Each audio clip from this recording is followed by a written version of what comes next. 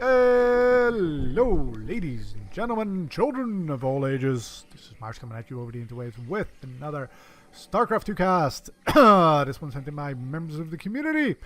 Long time ago, when Overgrowth was still in the map pool. May want to stay with John Williams there, guys.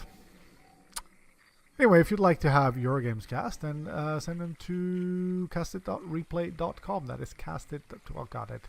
God damn it, I did it again. Castit.reddit.com, not replay.com. That makes no amount of sense. Take that replay, upload it to GGG Tracker, and then link that to castit.reddit.com. Over on the bottom left side, playing for 13RA, it's Auronauta. Wait, Auronauta. Low carbide animation. His opponent is BarelyAlive, which is probably not a good sign. BarelyAlive. Alright, I got pool first, and we've got this guy right here making sure that his opponent's not cannon rushing him. Ooh. Well, there's going to be cannons, but it's not going to be for that because BarelyAlive, it's going to be BarelyAlive if he holds this, went for a hatch, bloody hell, Nexus first, went for a Nexus first, and his opponent, it went for a fast pool, so he's going to have to deal with some aggression, possibly. Yep, 6 Zerglings, that is definitely aggression, but if you can get this wall off, and this is a nice, oh, I think you can get the complete wall off there. Just build another gateway, build a cannon, and then build pylon. Alright, there we go. Not getting the speed. You just got the gas, got the speed. There you go. Alright, cool. Not going to go and try and complete that wall off. Not yet. Try and do that a little bit more. Nope. No, it's just going to leave that open. That's fine. That's fine until there's 6 Zerglings in your base. Of course, if these 6 Zerglings automatically default on attacking that cannon, that's not going to be good news. But if, on the other hand, they just walk by that and go into the main base, well, there's only 3 left. And 3 Zerglings is definitely something he can deal with, especially because, well, there's a photon cannon here as well. So that is a nice defense right there. Add 22 workers to 19, which is about to be equalized by the Zerg. I'd say this is a pretty decent start for BarelyAlive. There is that start of the wall, leaving just 1 hex. Hex? It's not a hex, is it? 1 space, 1 unit of space here to place a defensive unit. Or at least you would as soon as this is done. This is done. Why are you not building an adept? I like that these 2 are still alive. Metamorphosis. There you go. Oh, now they go fast. Fast. And is he going to scout that? Did he click on it? I don't know. It's not fast enough to see that. Second queen on in there and taking a third. Alright, Auronauta trying to recover from that not great start. At 36 workers, 30 right now, so finally fairly comfortable. And of course this guy saw that these weren't building anything until just now, so feels very, I think that's actually 2 units of space right there. I don't think that is a single unit. Sure, no, that is too wide. Anyway, Auronauta felt very safe taking that third because he knew none of the units had been made quite yet.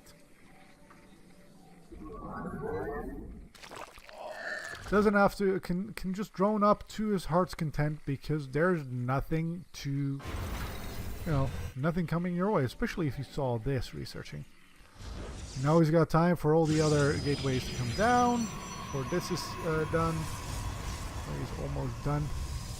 And it looks like BarelyAlive is going to try and do some adapt shenanigans.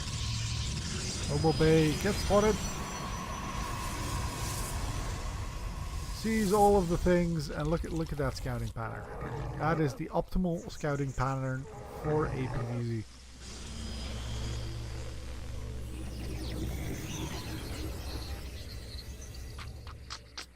Taking a third.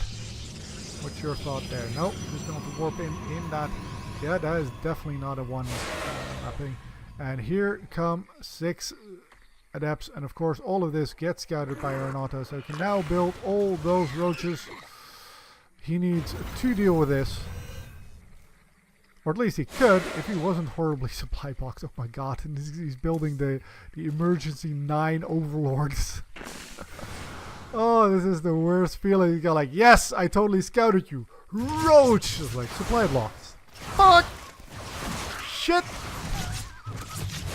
Alright, Adepts pushed into corner just now. Are going to try and shade out. Nice focus firing on this one. Is not going to get that down. And here are the roaches. Finally there. Are going to get a couple of more workers killed. But with just 7 or 8 may get, 9, 10 or even that. Let's say that's probably not the amount of damage you wanted to do. Oh, we're not done. We're not done. Alright, this is looking a lot better. These were 6 adepts and he got 15 works for that. That's very much more what he was hoping for. Oh, and going for that double robo, which just gets scouted, by the way, for those immortals dealing with all those roaches the opponent is pumping out.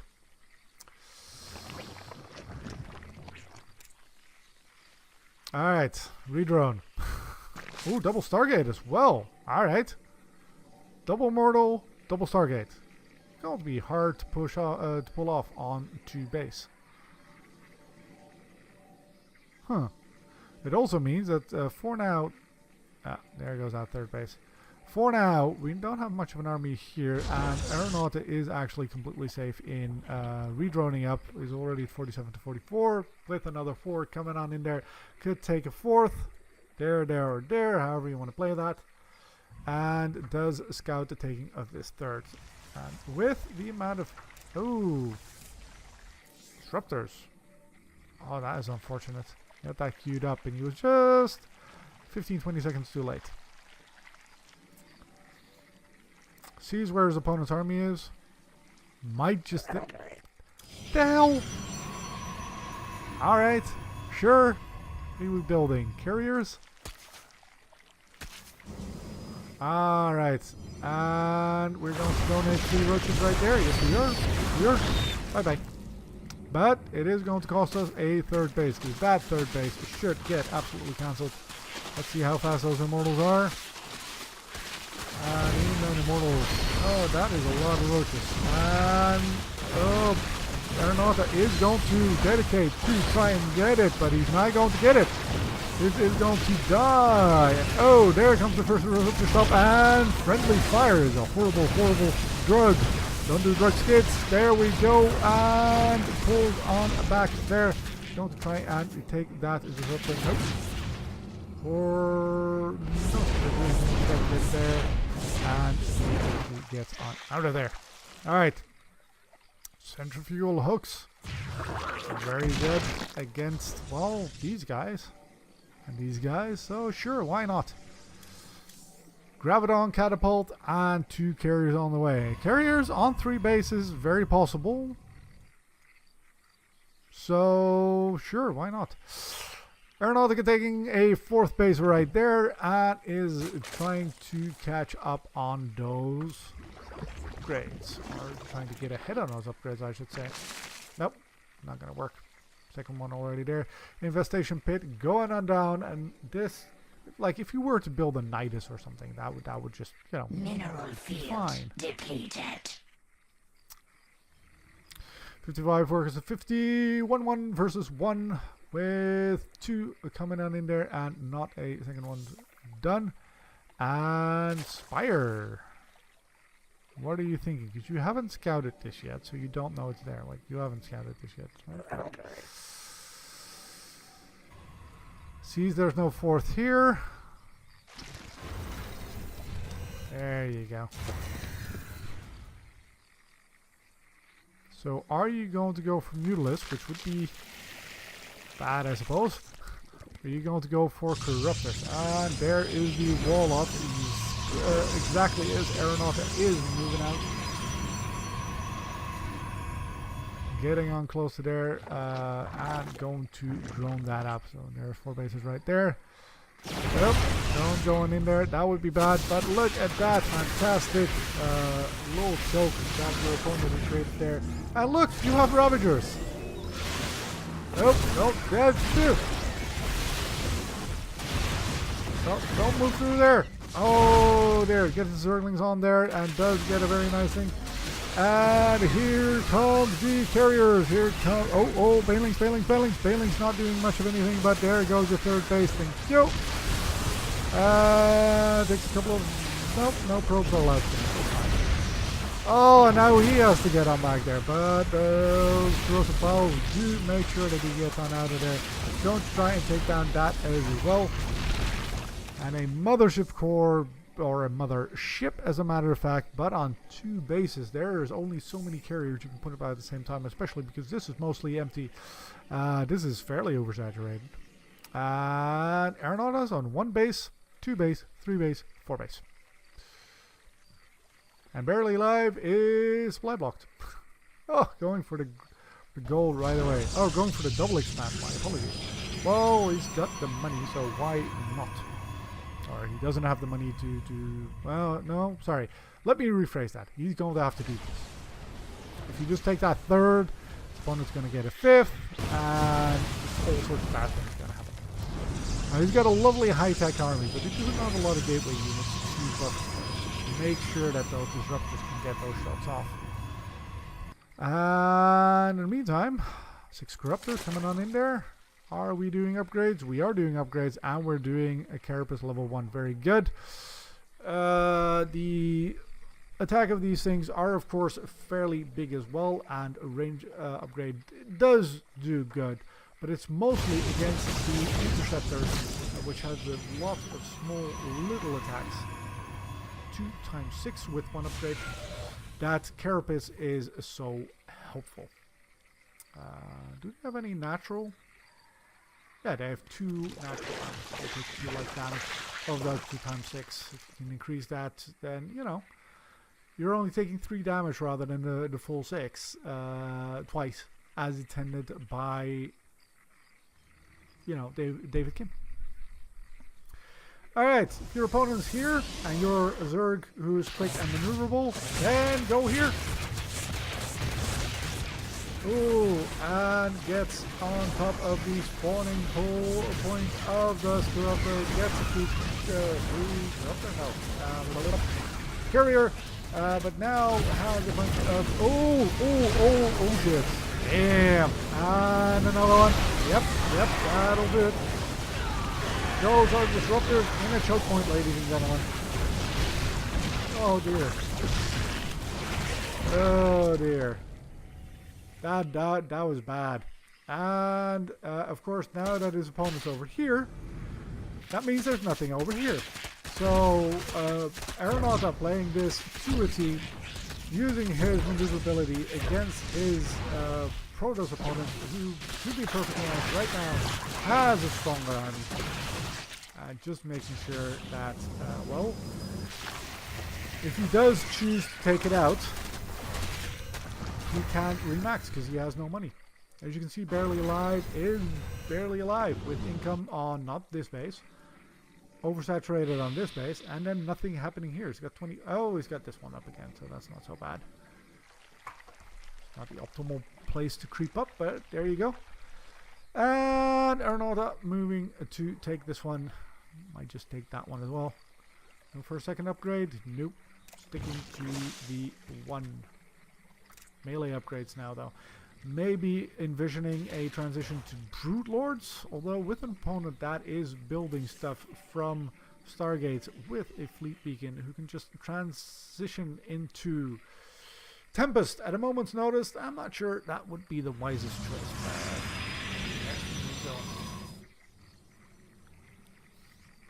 Using that surplus gas in order to stock up on some High Templar is BarelyAlive. And let's see, we're going to transfer some of these, got to transfer some of these, and this one is mined out as well. So that, there he goes, that other base. Auronauta making sure that he keeps a healthy economy, and still not denying his opponent's 5th, but there you go. This is a lot of corruptors.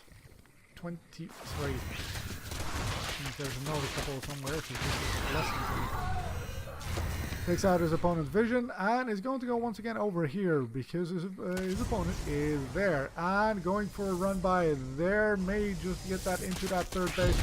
Look at that, nothing here to kill, and so he feels fine moving on that there. Forced to recall over there.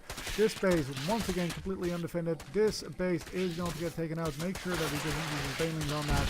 Oh, and the corruptor coming on in there. There we go. Oh, those banelings are reused on a couple of those. And with now the air toss here. Moving on over here, because why be where your opponent is? Why do that at all? There's still income over here, but that is the last place over here. For the recall once again, and going to just get on out of there. With more upgrades and more units over here, going to get on this base right here once again, and there's no cannons. Oh, look at that. How much energy do you have? Well, you can do this one more time. Do this one more time. One more time, and that's it. So, ooh. Look at this. Ooh. Oh. And there goes your production of the Sky Toss. Leaves a couple of Zerglings in that base. And now where are those corruptors? Corruptors? Are the corruptors? There you go. See that down maybe? Yep. And those corruptors are just in place. Oh, a couple of adepts right there, making sure they can do some damage as well. But there's this fine crawler even dealing with that. All of the pylons being taken out for barely alive. One more Stargate left there. Is he going to get that before it turns invisible? And there goes the token of the Turks. Other ships can still do that. These sacrificial versions very much were do their job. And yeah, this base is gone. This is not mining. There's no technology here much. Oh, this barely survives. And now we're back here. And can we oh yes, once more. But this time we're going to be right on top of those corruptors. And there you go. One volley. Oh, you can just kill that. 21 workers being slowly moved back here. And once again, we have Zerglings coming on in there, and I think BarelyAlive may just have had enough and go like, whoa, bugger this, I'm going to attack you instead. Which will mean he'll lose everything in here because there will be no defense. And with 1, 2, 3, 4, 5, 6 bases, BarelyAlive has a lot more work cut out for him than the his opponent does. Nothing here, of course, that's Auronauta can deal with, but he doesn't have to. He needs to rebuild his lair somewhere else. Make sure he can keep building stuff and just kill all of it. There goes the last nexus right there, so we'll get healed pretty soon. And all of the tech which includes spawning, by the way, so which is 4,000. Can't actually build any more Zerglings right now. Oh dear. You may just want to build 2 spawning pools right there. One here and then one there maybe. Oh, Auronauta will get supply block as well. Yep. But with this many Zerglings in his opponent's main base, does he have adrenal glands? He does not have adrenal glands, but he does have PT. So this base is going to get absolutely murdered. And with this, taking this base, he just makes sure that his base is not going to get taken out. And I think this is pretty much GG. BarelyAlive, put up a nice fight. Auronauta takes it. If you enjoyed this video, press that like button. If you'd like to see more of me, subscribe.